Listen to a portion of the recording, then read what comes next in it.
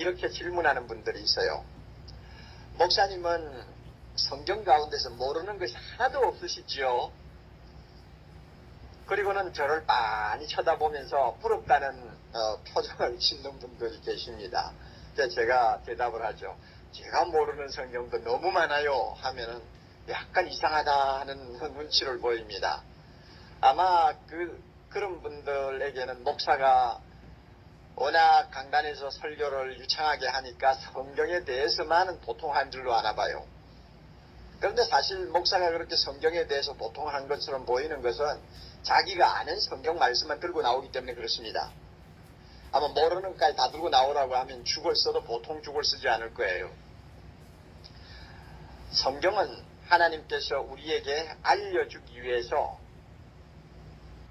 보여주신 소위 계시라고 말을 합니다. 계시, 하나님이 뚜껑을 열어서 들여다보게 만든 진리라는 뜻입니다. 그렇다고 해서 기록된 성경 말씀을 우리가 완전하게 다 이해하고 깨달을 수 있다고 생각하는 것은 대단히 위험합니다. 기록된 말씀 중에도 수천 년이 지난 지금은 아직까지 우리에게 감추어져 있는 진리가 한두 가지가 아닙니다. 특별히 바울 서신, 우리가 지금 공부하고 있는 로마서를 위시해서 바울이 쓴 서신 중에도 우리가 이해할 수 없고 풀 수 없는 어려운 내용들이 꽤 많이 있습니다. 이 사실을 놓고 베드로 사도는 이렇게 경고를 합니다. 베드로후서 3장 16절 17절 알기 어려운 것이 더러 있으니 무식한 자들과 굳세지 못한 자들이, 굳세지 못하다는 말은 믿음이 약하다는 말입니다. 믿음이 약한 자들이 다른 성경처럼 바울 사도가 쓴 성경도 억지로 풀다가 스스로 멸망에 이르느니라 했습니다. 잘못하면 망합니다. 그래서 이단이 생기는 것 아닙니까? 잘못하면 망합니다. 그러므로 조심하라고 경고한 것을 우리는 압니다.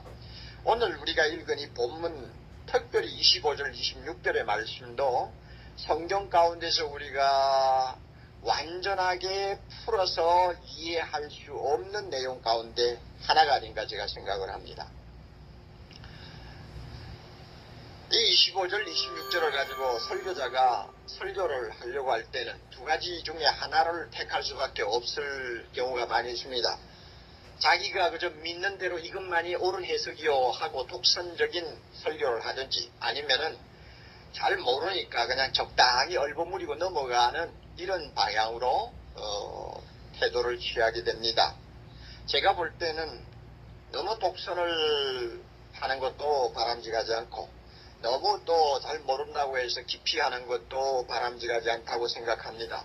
아는 것은 안다, 모르는 것은 모른다 하고 겸손하게 인정하고 성령께서 인도하시는 범위 안에서 우리가 만족하는 편이 훨씬 더 하나님이 기뻐하시는 길이라고 저는 생각합니다.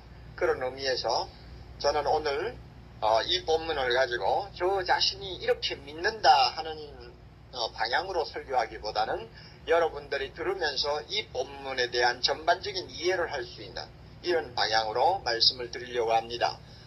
아마 여러분 중에 오늘 설교는 참 재미없다고 아마 들으실 분이 계실지 모르겠어요. 그런 분들은 어렵게 설교하니까 제가 꼭 들으라고 말하고 싶지는 않습니다. 기도하십시오. 성령이시여, 어려운 설교를 하는데 들을 수 있도록 귀를 열어 주시옵소서. 그렇게 살고 싶다는 소망이 욕심이 되는 곳, 바로 동아프리카 지역입니다. 지도상의 모양이 뿔을 닮아 아프리카의 뿔로 불리는 이 지역에는 우리에게 익숙한 에티오피아, 소말리아, 남수단 같은 국가들이 있습니다. 현재 이곳은 40년 만의 기록적인 가뭄으로 많은 사람들이 고통받고 있습니다. 보시다시피 숨쉬기조차 어려운 이곳은 논밭에 물이 모두 말라버렸고 타들어가는 더위에 가축들마저 죽어가고 있습니다. 수확조차 하지 못하고 가장 귀한 재산인 가축을 잃는다는 것은 농업과 목축업에 종사하고 있는 주민들에게는 치명적인 위협일 수밖에 없습니다. 2,300만 명이 넘는 사람들이 심각한 기아의 직면에 있으며 소말리아, 에티오피아, 케냐에서만 570만 명의 아동이 극심한 영양실조에 시달리고 있습니다. 50초마다 한 명씩 사망하고 있는 동아프리카의 가뭄, 우리는 더 이상 외면할 수 없습니다. 길어지는 재난에 국제사회의 관심은 점차 줄어들었지만 지금 이 순간에도 굶주림이라는 소련 전쟁은 조용히 생명을 앗아가고 있습니다. 이번 가뭄은 유독 더 잔인합니다.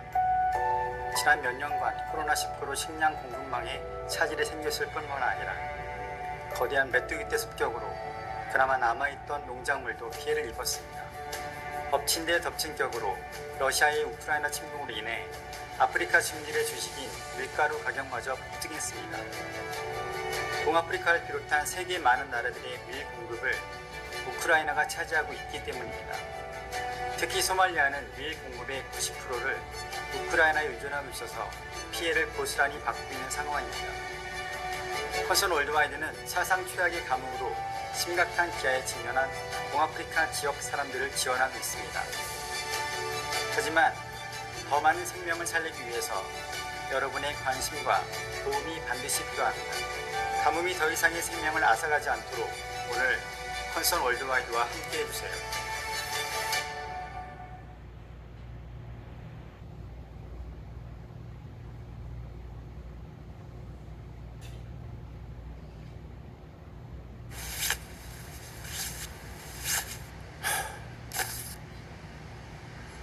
힘나는 수육이 좋겠습니다. 난이도가 있지만 도전해볼 가치가 있습니다. 수육은 냄새만 잡아도 성공입니다. 자, 넣으라는 건 다 넣었고 지금부터는 시간과의 싸움입니다. 궁금해도 절대 열면 안 됩니다. 절대.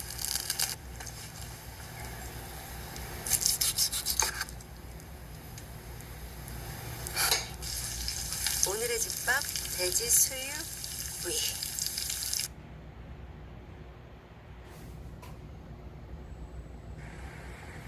한 끼 정도는 함께하는 사이가 식구입니다.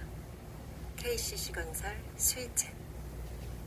하시고 들으면 희한하게 재밌게 들릴 수 있습니다. 만약에 그 기도가 좀 힘들면 그냥 눈 감고 가만히 겨우시기 바랍니다. 사도 바울은 이방인으로서 예수 믿는 우리를 향해서 잘난 척하면서 자만하지 말라고 경고합니다. 특별히 이스라엘 사람들 앞에서 잘난 척하지 말라고 합니다. 25절에 보면 형제들아 너희가 스스로 지혜 있다 하는 것을 명기 위해서 이 말은 스스로 지혜 있다는 소리 하지 않도록 하기 위해서 하는 말이죠. 이 지혜 있다, 스스로 지혜 있다 하는 말은 다 아는 척하면서 자랑한다는 뜻입니다. 바울 시대만 해도 예수 믿고 참 믿음이 좋은 이방인들 가운데는 이스라엘 사람들을 보고 잘못된 생각을 가지는 일이 있었던 것 같습니다. 이스라엘 사람들이 예수를 안 믿으니까 이스라엘의 희망은 사라졌다. 이방인인 우리가 너희들 대신 하나님의 자녀로 부름받았기 때문에 너희들은 이제 끝장이다. 너희들은 이제 영원히 멸망받는다 하는 식으로 매우 거만하게 행동한 사람들이 있었던 것 같습니다. 그렇게 해서는 안 된다는 말입니다. 왜 그런가 하면은 이스라엘 사람들의 구원 문제는 이방 사람들의 구원 문제와는 좀 다른 부분이 있는 것 같다고 바울이 지금 지적하고 있습니다. 이 이스라엘 사람들을 향한 하나님의 구원 계획은 어딘지 모르게 아직도 숨겨놓고 공개하지 아니하는 은밀한 부분이 남아있는 것 같다는 것입니다. 그래서 오늘 본문에 이 비밀이라는 말을 씁니다. 비밀. 비밀이라는 말은 완전히 공개가 안 된, 알지 못하는 부분이 남아있는 것을 말합니다. 사람의 지혜와 연구를 통해서도 알아내기 어려운 은밀한 무엇이 숨어있다는 것입니다. 그것도 모르면서 함부로 이스라엘 사람들을 경멸하면서 속된 말로 까불지 말라는 이야기입니다. 그러면 그 비밀이 무엇입니까? 이제 25절, 26절을 보면서 좀 살펴보도록 합시다. 우선 첫째, 이스라엘 사람들이 완악해서 믿지 않는 것도 어느 기간까지의 일이라는 것입니다. 영원히 끝까지 믿지 않는다는 말이 아니고 시한부의 현상이라는 말입니다. 이것을 지금 먼저 지적합니다. 25절 볼까요? 형제들아 너희가 스스로 지혜에 있다 함을 명기 위하여 함부로 지혜 있다고 자랑하지 말고 이제 한 가지를 알아라 그 말이죠. 뭐냐면 이 비밀을 너희가 모르기를 내가 원치 아니하노니 이 비밀이 뭡니까? 이방인의 충만한 수가 들어오기까지 이스라엘의 더러는 완악하게 된 것이라. 자, 이 본문 잘 보세요. 이방인의 충만한 수가 들어오는 기간이 있습니다. 이 말은 하나님께서 우리 이방인들을 구원하시되 무한정으로 구원하시는 것이 아닙니다. 하나님이 택한 자만 구원합니다. 택한 자만 구원하니까 택했다고 하는 말은 하나님이 마음에 두고 계시는 수가 있습니다.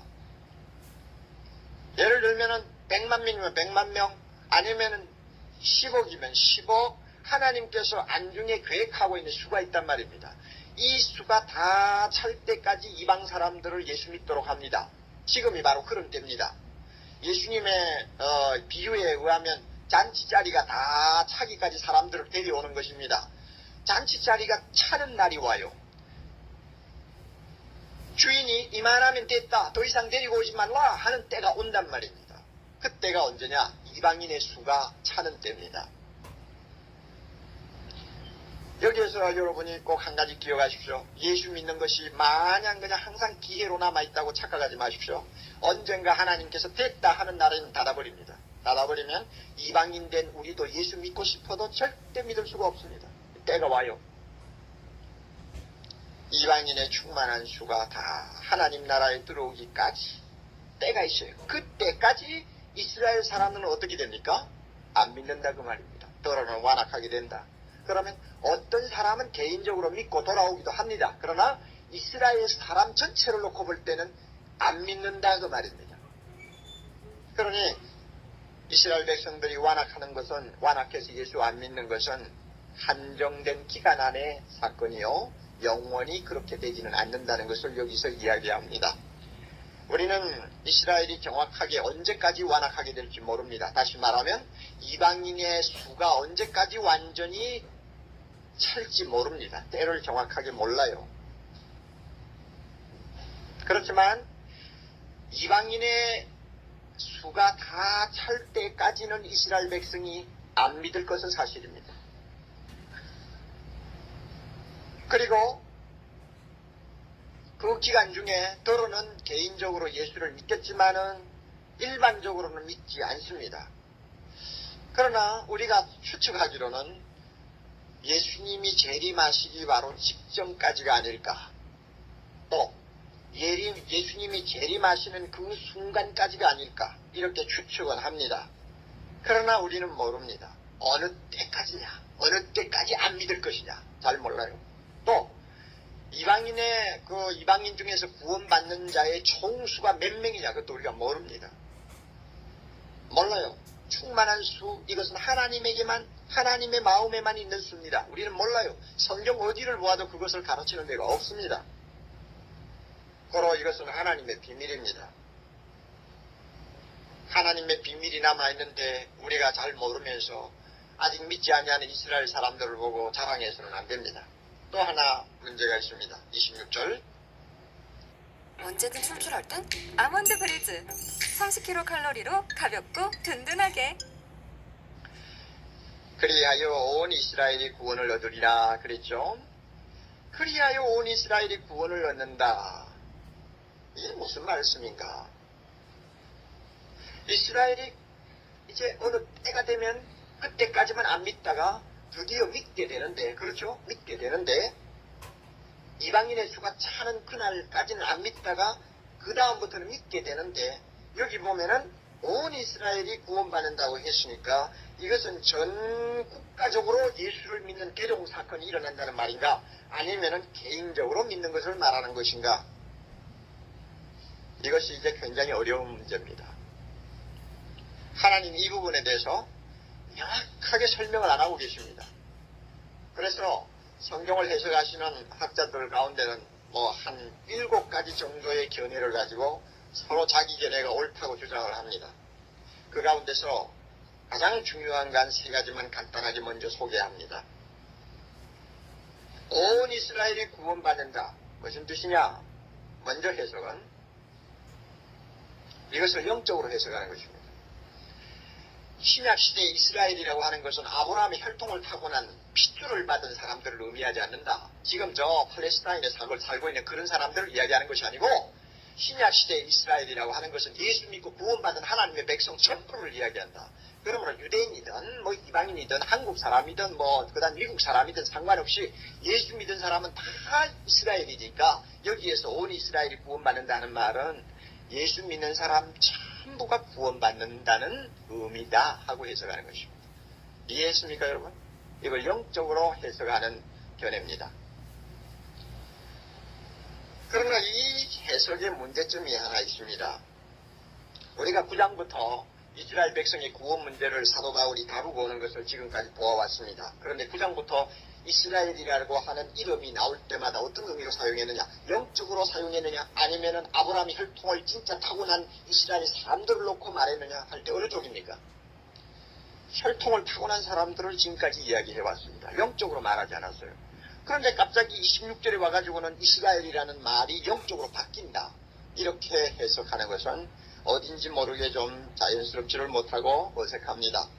또 하나 문제가 있는 것이 뭐냐 하면 유대인이든 이방인이든 예수 믿고 구원받는 사람을 가리킨다고 한다면 이것은 비밀이라고 말할 필요가 없어요. 이미 이것은 공개된 하나님의 구원 계획입니다. 이걸 가지고 뭐 유독 지역이 와가지고 이 비밀을 너희가 알기를 원한다 하고 말할 필요가 없어요. 이미 다 공개된 건데요. 그러니까 무조건 이것을 영적인 이스라엘로 해석하는 것은 좀 무리가 있다는 이야기입니다. 또 하나 있습니다. 잘 못 알아들으시는 분들 벌써부터 고개가 숙여지는데 제가 죄송합니다. 시간이 쫓기기 때문에 설명을 못해요. 그러나 성령께서 여러분의 마음을 열어주시기를 바랍니다. 할렐루야. 성령께서 여러분을 뭐 좋으시는 분은 없지만 안 듣는 분이 계시는 것 같아요. 제발 귀 좀 주시기를 바랍니다. 자, 두 번째 견해는 뭐냐면 온 이스라엘이라고 하는 말이 무슨 뜻이냐. 이것은 이스라엘 사람 가운데서 예수 믿고 돌아오는 택자들의 총수를 말한다고 해석하는 것입니다. 이스라엘 사람 가운데서 하나님이 택하신 남은 자들이 있다고 그랬죠. 그 남은 자들이 예수 믿고 돌아올 때 그들을 전부 묶어서 온 이스라엘이 구원받는다 하고 해석한다는 것입니다. 대단히 멋있는 해석입니다. 또 바람직한 해석이라고도 우리가 생각할 수 있습니다. 그래서 그 사람들은 26절에 그리하여라고 하는 이 말을 어떻게 해석하느냐 하면 번역하느냐 하면 이와 같이 하고 번역을 합니다. 왜냐하면 헬라어상으로 이 그리하여라는 말을 이와 같이 혹은 이런 식으로 하고 번역을 할 수가 있습니다. 그 앞에 보면은 이스라엘 사람 중에서도 어떤 사람은 끝까지 완악하게 되고 어떤 사람은 더러는 믿고 돌아온다는 것을 말하고 있지 않습니까? 그러니까 이와 같은 식으로 해서 믿고 돌아오는 모든 이스라엘 백성이 구원받는다. 이렇게 해서 온 이스라엘이라는 것을 한정된 선택자에게만 국한되는 것으로 해석을 합니다. 그러나 여기에도 좀 문제가 있어요. 뭐냐 하면 예수 믿고 택함 받아서 돌아오는 사람의 구원 문제를 하나님께서 비밀이라는 말을 잘 쓰지 않습니다. 특별히 이 본문에서는 그렇습니다. 로마서 처음부터 지금까지 설명한 내용을 하필 여기 와서 비밀이라는 말을 사용하면서 이야기하는 것은 좀 이해가 되지 않는 것입니다. 그러니 온 이스라엘 하는 것을 개인적으로 구원받는 이스라엘 사람을 이야기한다 하는 데는 이 말 자체가 이미 서로 잘 어울리지 않는다고 보는 것이 대개의 성경학자들의 견해입니다.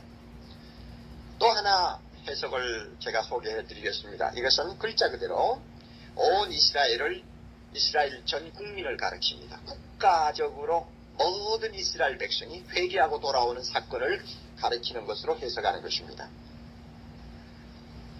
이방인을 위한 구원의 기회가 이제 끝나면 하나님께서는 이스라엘을 국가적으로 구원하는 새로운 장이 열린다고 보는 것입니다. 이스라엘 사람들은 하나님이 특별히 선택한 민족이기 때문에 마지막 때에 그들을 특별한 방법으로 구원하신다고 보는 것입니다. 그렇게 해서 26절 이하에 나오는 이사야의 예언도 그들은 이렇게 봅니다. 26절 중간에 보면 기록된 바 구원자가 시온에서 오사 야곱에게서 경건치 않는 것을 돌이키시렸고 내가 저희 죄를 없이 할 때 저희에게 이루어질 내 언약이 이것이라. 이사야서에 나오는 예언입니다. 시온이라는 말은 예루살렘이라고 할 수 있죠. 예수 그리스도가 예루살렘에 등장하셔서 그동안 예수 믿지 않고 완악하고 불순종하던 이스라엘의 마음을 전부 부드럽게 하시고 그들의 죄를 다 씻어주시고 그 다음에는 그들 모두가 예수 믿고 돌아오도록 해주신다고 이미 구약시대에 언약을 했으니 이사야를 통해서 언약했으니 그 언약대로 전 국민이 예수 믿고 돌아온다고 보는 것입니다. 28절은 지금은 이스라엘 사람들이 복음에 대해서 원수가 된 사람들입니다. 이방인들이 예수 믿었습니다. 그 대신 이스라엘은 복음의 원수가 되었습니다. 그렇지만은 하나님께서 이스라엘을 사랑하는 마음은 변함이 없다는 것입니다. 그들은 조상 때부터 아브라함 때부터 하나님의 특별한 사랑을 받은 사람들입니다. 29절 하나님께서 은사와 부르심에는 절대 후회하시지 않는 분입니다. 우리 하나님께서 한번 사랑하시고 선택하시고 자기 자녀로 삼아주신 자를 하나님이 후회하셔서 중간에 버리신다든지 포기하는 법은 절대 없다는 것입니다. 그러므로 아브라함 때부터 이스라엘을 선택하신 하나님께서 어찌 포기하시겠느냐? 결코 포기하지 아니하신다. 마지막에는 그들을 다 구원하신다고 보는 것입니다. 30절부터 31절 2절까지는 이스라엘 백성들이 지금 순종하지 않고 있지만은 순종하지 않고 있다는 이것이 그들이 구원받지 못한다고 하는 이유가 되지 못한다는 것입니다. 왜 그런가 하면 이미 예수 믿은 우리도 이방인으로 살 때에 순종하지 않고 산 사람들입니다. 내 마음대로 살고 하나님의 명령에 절대 복종하지를 않는 배신자들입니다. 그럼에도 불구하고 하나님께서 그들을 긍휼히 여기시고 불쌍히 여기셔서 예수 믿게 했지 않느냐. 그렇다면 지금 예수 믿지 않고 순종하지 않는다고 해서 하나님이 이스라엘 백성들을 버리시겠느냐? 아니라 그들도 불쌍히 여겨서 예수 믿게 하신다는 것입니다. 이 본문 전체를 그렇게 봅니다. 이 견해를 따르는 사람들은 주로 전천년설을 믿는 소위 세대주의 계통의 성도들이 많습니다. 그러나 비록 세대주의에 대한 학설은 다 믿지 않는다고 할지라도 우리나라를 위시해서 세계의 많은 성도들이 이 세 번째 견해를 따르고 있습니다. 자, 첫째 견해 뭐라고 그랬죠? 온 이스라엘이 구원받는다 뭐라고 그랬어요? 영적으로 해석해가지고 예수 믿는 사람 전부의 구원을 이야기한다 이랬습니다. 두 번째 견해는 뭐라고요? 예, 이스라엘 사람 중에서 예수 믿고 돌아오는 사람의 총수를 말한다고 했습니다. 세 번째는요, 이스라엘 사람이 전 국가적으로 예수 믿고 돌아오는 것으로 해석하는 것이라고 했습니다. 그런데 이 세 번째 견해를 많은 교회가 그대로 믿고 오늘도 따르고 있습니다. 그래서 그들은 아름다운 하나의 그 각본을 가지고 있어요. 예수님이 재림하시는 날 공중 재림하신다. 공중 재림하시는 날 지상교회는 어떻게 되나요? 휴거돼서 저 공중에 올라가고 그 다음에 이 지상에 있는 교회는 핍박을 당하고 특별히 이스라엘 백성들이 국가적으로 회개하고 돌아오는 사건을 그리고 있죠. 이와 같은 각본을 다 우리가 믿지는 않습니다. 그건 뭐 잘 모르니까. 그래서 사람이 그렇게 생각하고 성경을 끼워 맞춘 이야기는 되지만 그것이 꼭 그대로 된다고 우리가 믿는 것은 무리입니다. 아직도 비밀이거든요. 그러나 우리가 생각할 때 이스라엘 백성들이 예수님 재림하실 때가 되면은 뭔가 국가적으로 큰 이변이 일어날 수 있지 않을까 하는 어떤 가능성, 이것은 성경을 통해서 우리가 좀 볼 수 있는 내용입니다. 그렇지만 이 세 번째 해석도 문제점이 있습니다. 지금까지 바울은 9장부터 시작해서 11장에 이르도록 구원받는 이스라엘은 꼭 택한 사람에 한한다고 말을 해왔습니다. 여러분 11장 7절 보세요. 예, 5절도 보세요. 5절. 11장 5절. 그런즉 다같이 이와 같이 이제도 은혜로 택하심을 따라 남은 자들이 있느니라. 또 7절도 그런즉 어떠하뇨 이스라엘이 구하는 그것을 얻지 못하고 다같이 오직 택하심을 입은 자가 얻었고 그 남은 자들은 완악하여졌느니라. 지금까지 이스라엘 사람도 하나님이 택한 자만이 구원받을 수 있지 국가적으로 구원받을 수 있다는 말을 한 일이 없습니다. 없는데 여기 와가지고 전 국가가 예수 믿고 돌아온다고 해석하는 것은 어딘지 모르게 또 좀 자연스럽지 못한 것 같이 들립니다. 이것이 문제점입니다. 그리고 예수님 재림 직전에 이스라엘 사람들이 국가적으로 예수 믿고 돌아온다면 제일 마지막 세대만 구원받는다는 이야기가 됩니다. 그 이전 세대는 어떻게 되나요? 개인적으로 믿고 돌아온 사람 외에는 다 버림받은 것입니다. 왜 마지막 세대를 주님이 그렇게 사랑하셔서 다 구원하실까? 그것도 캐션 맞고요. 잘 몰라요. 그리고 또 하나, 예수님이 하신 말씀하고도 조금 충돌이 됩니다. 예수님은 마태복음 8장 11절 12절에 이스라엘 사람들을 놓고 이렇게 이야기합니다. 동서로부터 많은 사람이 이르러 아브라함과 이삭과 야곱과 함께 천국에 앉으려니와 나라의 본 자손들 즉 이스라엘 사람들은 바깥 어두운 데 쫓겨나서 거기서 울며 이를 갈미 있으리라. 분명히 그렇게 말씀하신 내용하고도 좀 충돌이 됩니다. 이와 같은 몇 가지 난제가 남아있음에도 불구하고 여기에 온 이스라엘은 아브라함의 혈통을 타고난 모든 이스라엘 사람들이 구원받는 것으로 보는 그 해석이 지배적이라는 것을 여러분이 참고로 알아두시기를 바랍니다. 그래서 이런 사람, 이 견해를 따르는 사람들은 수십 년 전에 이스라엘 사람들이 정말로 기적적으로 팔레스타인의 국가를 창설했을 때는 굉장히 흥분했습니다. 하나님이 이스라엘을 국가적으로 구원하기 위해서 준비 작업을 하는 것이라고 그들은 믿었기 때문입니다. 지금 소련이 망하고 나서 이스라엘적 나라에는 온 세계에 흩어져 있던 이스라엘 난민들이 쏙쏙 지금 들어오고 있다고 합니다. 소련을 위시해서 이티오피아라든지 좀 못 사는 나라에 살던 이스라엘 사람들이 전부 지금 팔레스타인으로 모이고 있어요. 이것을 놓고도 많은 교회들이 지금 흥분하고 있습니다. 저 땅 끝에서부터 이스라엘 사람들이 지금 가나안 땅으로 모이는 이유는 하나님께서 약속하신 구원을 이루기 위한 예비조처로 그들은 보는 것입니다. 이와 같이 믿고 지금 굉장한 기대감을 갖고 쳐다보고 있는 사람들을 흔히들 시온주의자라고 말을 합니다. 지난 1월달 27일자 워싱턴 타임지의 머리띠사에 이런 제목이 실려 있었습니다. 미국 7천만 그리스도인이 부시 대통령에게 이스라엘 난민촌 건립을 위해서 100억 불의 차관을 허락해 줄 것을 촉구하다. 무엇을 말합니까? 지금 이스라엘 나라로 많은 유대인들이 모이고 있어요. 그리고 그들이 난민촌을 이루어서 지금 살고 있으니까 그들을 도와야 된다는 것입니다. 그러기 위해서 미국이 빨리 100억 불이라도 차관을 해줘야 된다는 것입니다. 왜냐하면 지금 성경의 예언이 이루어지기 위해서 그들이 모이고 있는데 뭘 하고 있느냐 하는 것입니다. 이렇게 해서 미국 교회들이 압력을 가하고 있다는 이야기입니다. 이것 보면 여기에 온 이스라엘이 구원받는다는 것을 국가적으로 해석하고 그 다음에 아직도 이것이 무엇인지 잘 모르기 때문에 비밀로 보고 있는데 여기에는 상당히 우리가 좀 귀를 기울여야 될 고객 한 분 한 분을 1등으로 모시고 싶어서 브리드 라이프. 잇몸에서 피가 나네. 참치 말고 이치.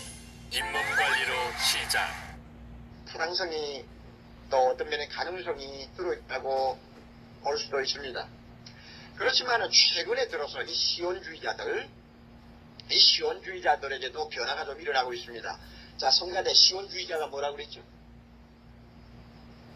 멍청하게 저기만 쳐다보고 앉아있으니까 안 들리지. 그러나 다 듣죠. 귀로는 다 듣고 있는데 시온주의자가 뭐라고요? 알아요? 몰라요? 시온 성가대인가? 자, 알면서 대답 안 해요. 시온주의자들, 이스라엘이 국가적으로 회개하고 돌아오고 그 나라에 하나님의 나라가 건설되리라고 기대하는 사람들, 이 사람들에게도 지금 변화가 일어나고 있습니다. 금년에 들어와서 조사한 결과를 보면 지금까지 이스라엘 사람들이 국가적으로 회개하고 돌아올 것이라고 믿고 있던 사람들 중에 40%가 마음이 변했다고 했습니다. 왜 변했느냐 하면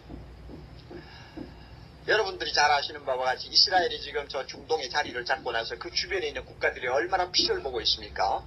말로 다 할 수 없는 피를 보고 있습니다. 제가 죄송합니다. 표현 이상해서. 그러나 사실이에요. 그들이 자리를 잡고 이것은 하나님이 우리에게 주신 가나안 땅이다. 주변에 있는 족속들은 다 몰아내야 된다 하는 이런 그 부약적인 사고를 가지고 나라를 지키다가 보니까 주변 국가들이 형편없는 어려움을 당하는 것입니다. 그리고 지금도 이스라엘 사람들은 인권이고 뭐고 생각 안 하고 팔레스타인 사람들을 막 학대하고 죽이고 합니다.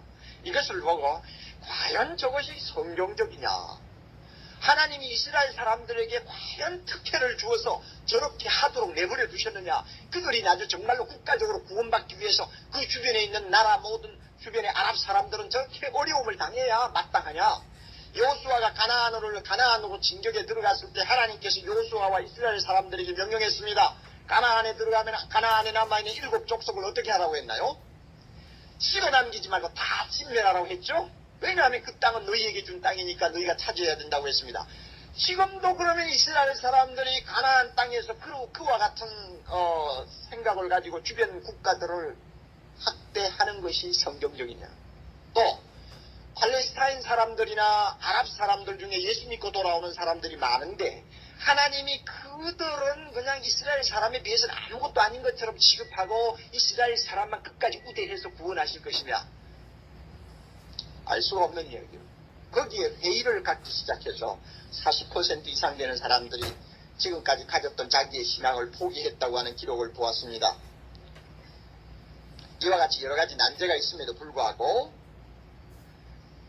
바울이 비밀이라는 말을 특별히 언급하면서 온 이스라엘이 구원을 받으리라 했기 때문에 그들의 견해에도 진리가 있을지 모른다고 하는 마음을 가지고 지금 지켜본다는 것입니다. 우리가 9장부터 쭉 넘어오면서 보면 이스라엘 백성들이 나중에 구원받을 날의 그 아름다운 꿈을 가지고 바울이 이야기하는 내용들이 가끔 보이지 않습니까? 그렇게 바울의 그 말을 우리가 참고해 볼 때 무엇인가 있는 것 같아요. 저도 그렇게 봅니다. 무엇인가 있는 것 같아요. 지난 2000년 동안은 이스라엘 사람들 가운데서도 개인적으로 믿고 돌아오는 사람들만 구원받았지만은 마지막 때는 무언가 우리가 모르는 어떤 방법을 통해서 그들을 구원하실 계획이 있는 것 같이 느껴지는 것은 사실입니다. 이 이스라엘의 구원 문제는 마치 사진은 찍어 놓았는데 현상을 하지 아니해서 우리가 정확하게 들여다보지 못하는 것과 비슷한 진리라고 저는 생각합니다. 아직도 완전히 드러나지를 않고 있어요.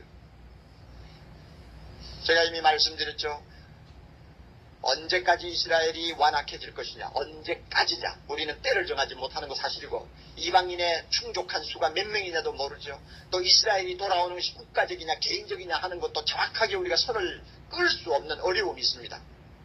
아직도 현상되지 아니한 사진처럼 보여요.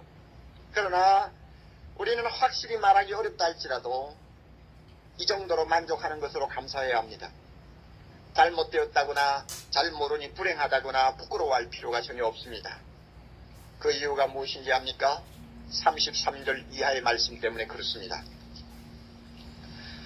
우선 바울은 자기가 이 어려운 문제를 다루면서 자기 동족의 구원 문제를 다루면서 그는 완전하게 난제를 풀어서 할렐루야 하는 것이 아닙니다. 그는 위대한 지성의 소유자였지만은 마치 기한 문제를 풀어놓듯이 해답을 우리에게 풀어놓지 못했습니다. 우리가 본 바와 같이 이스라엘의 구원 문제는 아직도 베일에 가리워져 있는 비밀로 남아 있습니다. 약간의 대답을 했을 뿐입니다. 그는 속 시원하게 말하지 않고 있습니다. 그럼에도 불구하고 그는 하나님을 지금 찬양하고 있습니다. 바울의 신학이 찬양으로 바뀌는 것을 우리는 여기서 봅니다. 왜 찬양하느냐? 왜 완전한 대답을 모르면서도 하나님을 찬양하고 그에게 경배하느냐? 이유가 있어요. 36절부터 봅니다. 36절 다 같이 읽습니다.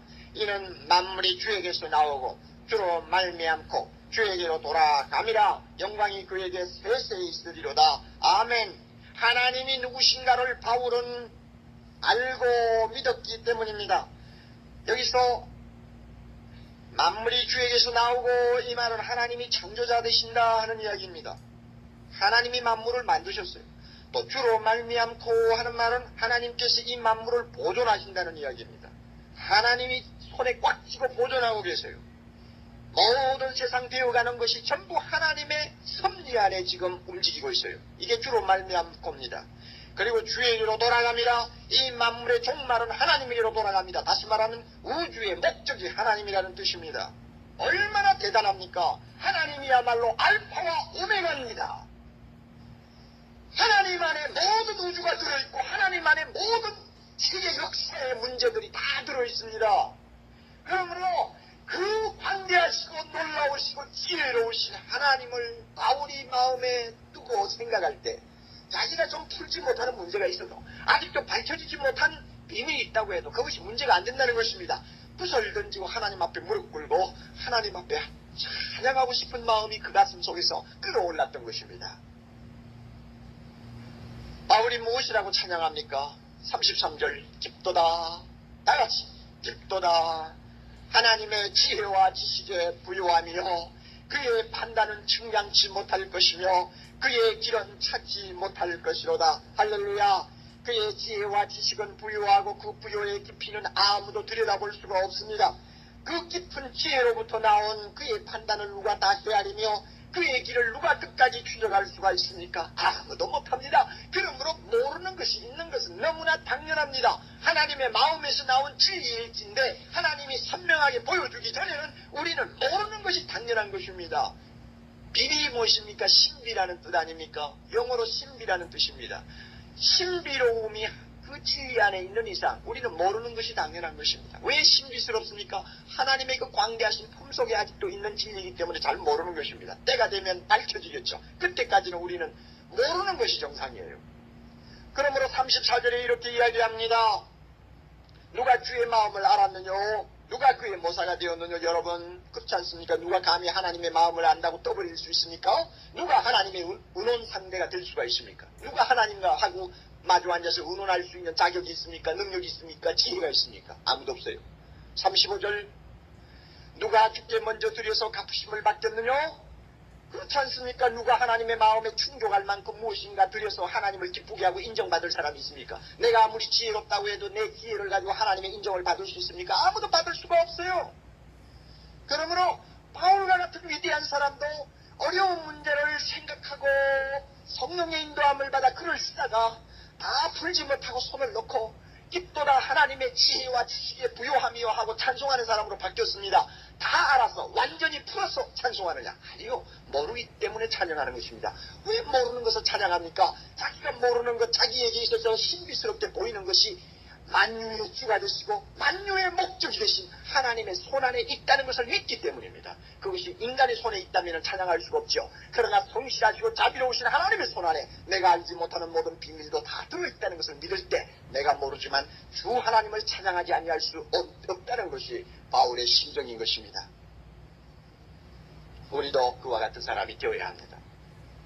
신앙생활에서 큰 위험이 하나 있습니다. 그것은 자기의 호기심을 절제하지 못하는 것입니다. 호기심을 절제하지 못하고 어려운 성경도 막 억지로 풀려고 덤비다가 알려고 덤비다가 잘못한 길에 빠지는 것입니다. 또 신앙생활에서 어려운 문제가 있습니다. 다 안다 하는 교만입니다. 다 안다. 이단의 특징이 무엇입니까? 나만 안다. 다 안답니다. 알았어요. 이 공식 두 개 알고 있으면 여러분 절대 안 넘어갑니다. 어디 가도 설교 딱 듣고 나만 안다, 다 안다 하면 나와야 돼요. 중간에 나와야 돼요. 그 예배가 아니니까. 자, 보세요. 설교 들으면 여러분 그렇게 들을 수 있습니까? 없습니까? 판단할 수 있어요? 없어요? 어허. 여러분 옥목사 설교 들을 때 나만 안다, 다 안다 합니까? 그러므로 나는 진실한 목사입니다. 그걸 아셔야 돼요.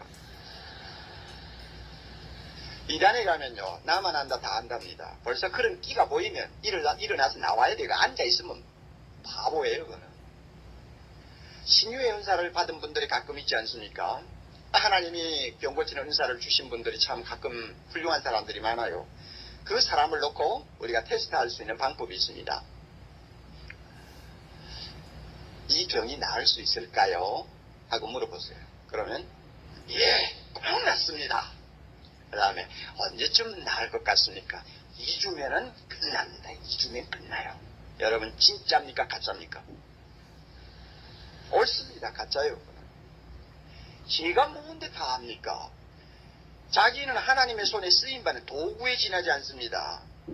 그러므로 병을 고치시는 분도 하나님이요. 언제까지 고치실지 몰라요. 자기는 단지 순종하고 형제를 돕는 사람입니다. 그럼에도 불구하고 제가 하나님께 다 한다. 2주면 끝장난다. 벌써 새카맣습니다. 여러분 그런 사람은 뭘 좀 기대를 하다가도 벌떡 일어나라고요.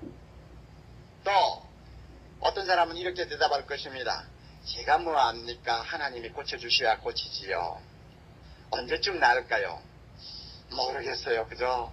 우리가 하여튼 믿음으로 구하면서 기다려봅시다. 이렇게 대답하는 사람이 있습니다. 진짜입니까? 가짜입니까? 진짜죠. 그러나 또 조심하고 들어야 돼요. 그것도 가짜일 수 있는 가능성이 참 많습니다. 왜냐하면은 사랑의 교회 교인들은 다 안다 하면 안 속을 것 같으니까 그렇게 연막 전술을 쓰는 사람이 있을 수 있다는 겁니다. 그러므로 잘 주의해서 여러분이 보아야 돼요. 1992년 금년 10월 29일 새벽 1시에 예수님이 재림한다고 떠들고 다니는 저 다미성교회 저 불쌍한 사람들, 그 사람들은 다 안다고 하는 사람들입니다. 정확하게 안다고 떠듭니다. 그 사람들이 한 설교를 제가 한마디 인용을 하죠. 10월 29일 새벽 1시니까 그날은 잠을 자지 않는 것이 좋습니다. 근데 잘 여러분이 들어보세요. 얼마나 웃기는지 한번 들어보세요. 또 제가 그대로 읽어드린다고 해서 또 흥분해가 아멘 하지 마세요. 큰일 납니다. 자, 설교하는 사람의 설교입니다. 그런데 요즘 목사들 몰라도 너무 모른단 말이야. 휴거에 대해서 환란 전에 휴거가 있다느니 후에 있다느니 하면서 야단돌인데 이것은 말씀에 대해서 너무 연구 부족이야.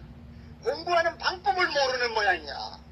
주님이 언제 오실지 내일 오실지 사탄년에 오실지 모른다고 하니 얼마나 웃기나. 정말로 오시고 성경을 몰라도 그렇게 모를 수가 없어. 10월달 예수님이 휴거하는 10월달 예수님이 재림하시고 휴거하는 것은 성서적임을 믿어야 할 것입니다. 다행히 아멘 안 하시네요. 잠실 성회에서 내가 참석했을 때 하늘로부터 음성이 들렸습니다. 10월 29일 새벽 1시에 주님이 재림하신다는 것을 주님이 나에게 분명히 들려주셨습니다. 이 복음을 모든 사람에게 전하라고 나에게 명령하셨습니다. 그러므로 이것은 진리입니다. 아무도 아멘 안 하네요. 자, 여러분, 이런 식이에요. 얼마나 허무맹랑합니까? 칼빈은요, 오늘 우리가 읽은 이 33절 깊도다 하는 이 말씀을 가지고 참 의미 깊은 말을 했어요. 깊도다 하는 이 말은 인간의 거만을 한 번에 때려 눕히는 주먹이라고 그랬습니다. 우리의 이성으로 미칠 수 없는 깊이에 관한 어떤 진리를 말을 할 때는 그때마다 우리의 생각과 우리의 혀에다가 자갈을 물려야 된다고 그랬습니다. 아는 것처럼 까불지 말라고 말입니다. 그래서 하나님이 가르쳐 주신 것만큼만 알고 그 나머지에 대해서는 바울처럼 찬양으로 끝을 맺어야 한다는 것입니다. 바울은 어려운 문제를 다루다가 갑자기 구설 던지고 깊도다 하나님의 지혜와 지식에 부유하며 그의 판단은 측량치 못할 것이며 그의 길은 찾지 못할 것이로다라고 하는 모습을 우리는 지켜보아야 합니다. 3층천에 올라가서 하나님으로부터 기가 막힌 신비스러운 음성을 들은 바울이요, 성령의 감동을 받아 성경을 기록하는 바울이지만 자기가 모르는 부분에 대해서는 깊도다 하고 감탄하면서 하나님을 찬양하는 것으로 끝나지 억지로 풀어보려고 하지를 않았다는 것입니다. 건방진 호기심은 마귀의 화살입니다. 겸손한 찬양은 성령의 선물입니다. 하나님 말씀과 그 안에 기록된 구원의 도리가 만물의 시작이요 끝이신 하나님으로부터 나온 것이 사실이라면 우리 피조물로서는 모든 것이 신비스러울 뿐입니다. 잘 모르는 것 있어도 찬양하십시오. 아직 드러나지 아니한 진리에 대해서도 감사하십시오. 믿음으로 받아들이십시오. 그리고 믿음으로 기다리십시오. 이스라엘의 구원 문제도 아직도 우리는 지켜보아야 합니다. 하나님이 베일을 열어주시는 그날까지 우리는 믿고 바라고 기다리는 것입니다. 로마서를 강의하면서 제가 스스로 놀란 것 있습니다. 강의하면 할수록 모르는 것이 더 많아진다는 것입니다. 제가 설명할 수 없는 진리가 너무 많다는 것입니다. 그럼에도 불구하고 저는 감사합니다. 하나님을 찬양합니다. 바울처럼 허리 굽혀 하나님을 찬양합니다. 어떻게 찬양합니까? 36절 끝에 우리 다 같이 읽습니다. 주에게로 돌아갑니다. 영광이 그에게 세세 있으리로다. 아멘. 영광이 그에게 세세 있으리로다. 이 경외하는 자세를 가지고 우리는 항상 하나님의 말씀 앞에 앉으면서 귀를 기울이는 겸손한 사람 되어야 할 것입니다. 만물의 시작이요 끝이신 하나님의 그 광대하심과 지혜로우심을 우리는 찬양하기를 원합니다. 찬송가 53장 보면은 김정준 씨가 쓴 아름다운 찬송 하나가 있습니다. 하나님의 존귀하심, 하나님의 위대하심, 하나님의 광대하심, 지혜로우심, 그 하나님 앞에 두 손을 들고 경배와 찬양을 드리는 거룩한 정신이 들어있는 찬송입니다. 53장 우리 참 마음을 열고 겸손한 마음으로 이 하나님을 소리 높여 찬송하는 시간 되기를 바랍니다. 다 같이 기도하십시오.